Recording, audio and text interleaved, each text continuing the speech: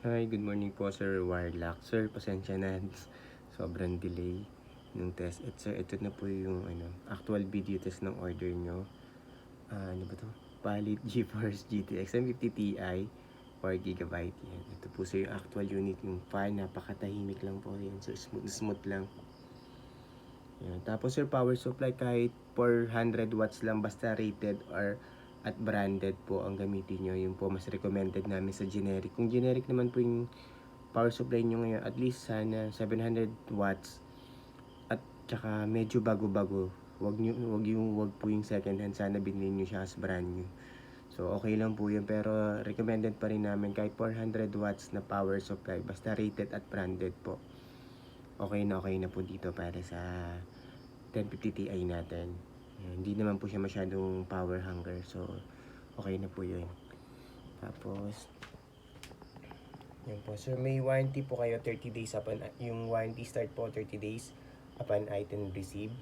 So pag may any issue po sir, message nyo lang kami. Ayan, help namin kayo. Ayan. Tapos yun po yung serial number.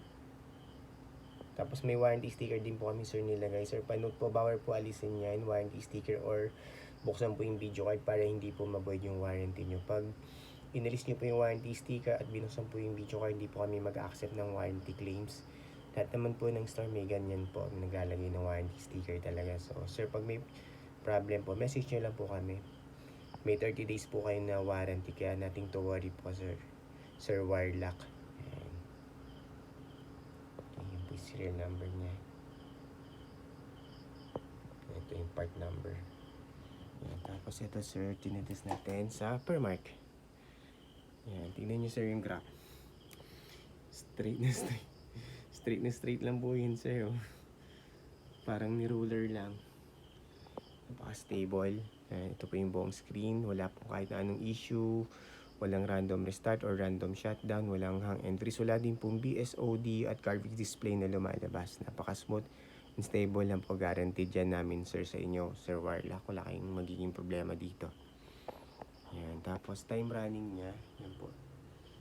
Yan. Time running niya 3 minutes. 8 seconds na po sa Permark. Continuous running po yan. Walang issue. Stable na stable lang. Yan, tapos yan. Tignan nyo naman po yung temp. Sobrang baba lang. Alright. Yan, time check po ulit. Na-running siya. Yan, 3 minutes, 30 seconds na po siya. Continuous running sa Permark nang walang kahit na anong issue.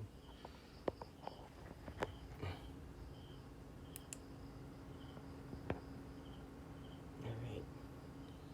So yun. Sir, close ko na po to. Yung Permark. Yan. Tapos ito po yung full details and specs po niya sa GPU-Z. Yan, GPU-Z. NVIDIA GeForce GTX 1050 Ti. Yan. Memory type GDDR5. Memory size 4006 MB or 4GB. Yan, system information. Yan, lahat naman po may reading. Square natin po baba. Tapos ito, MSI Afterburner software po yan. Yung po yung settings nung niran natin siya kanina. Tapos yung GPU detected po yan. NVIDIA GeForce GTX 1050 Ti pa rin. Tapos ito, MSI Afterburner po. Any brands po pwedeng gumamit nito. Software lang po siya. Any brands, any GPU, pwede po. Yan. Para makita nyo rin na yan, different software yan. Pero isa lang po yung yan, GPU na detected. NVIDIA GeForce GTX 1050 Ti. So legit na legit po yan sir. Yan. Tapos driver check. Right click lang ako dito. Yan, control panel. Yan, driver. Yan. Importante po yan na nakikita nyo naka-install yung driver. Pag hindi po nag-install yung driver, it's either may issue po yung PC nyo or yung video card. So yan, napaka-importante po sir na na-check nyo naka-install yung driver. Yan, system information po ng driver. Click natin. Yan. Alright. NVIDIA GeForce GTX 1050 Ti. So yun po yun. Specs pa. Alright. So yun lang po. Tapos open po ako ng Google Chrome for time and date checking po para alam nyo real time. Kaya alam po namin nire-record tong video test before po namin i-ship out today. Yan. 1:21 AM, Saturday, September 20, 2025. Yan po yung current date and time natin. Before po natin i-ship out today. Mamaya po.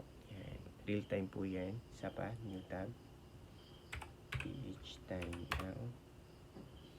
Yan. Yan po, Sir Wirelock. Yan. So, yan po. Yan. Local time, mainly Philippines. So, yan. Pares lang po sa kanina. So, 1:22 AM. Yan. Saturday, September 20, 2025. Yung po yung current date and time natin. Real time. Alright? Pag gusto nyo po i-double check itong website kung legit. Yan. At kung real time ba talaga yan. Pwede nyo po i-double check sa PC nyo, sir, today. Ngayon, dali po yung isa. Yan. Okay, yun lang po, Sir Wirelock. Pasensya na, sir, ha. Tagal. Ang tagal namin kayo nabigyan. Nakakatsaka na padalan.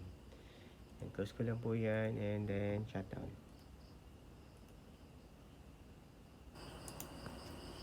And shutting down.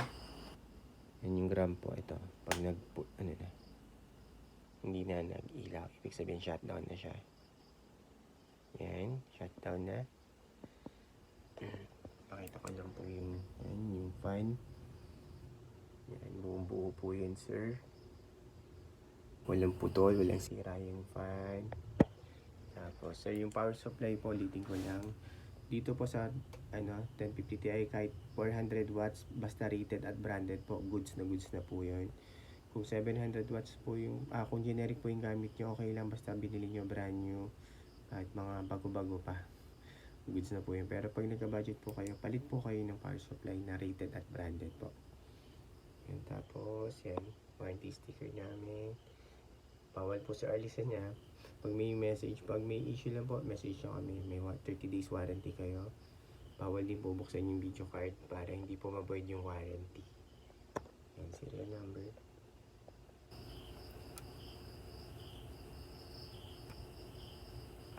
Tapos yan yung part number, tsaka yung model po ng video card. Okay, yun na po, Sir Wirelock. Thank you po. Bye.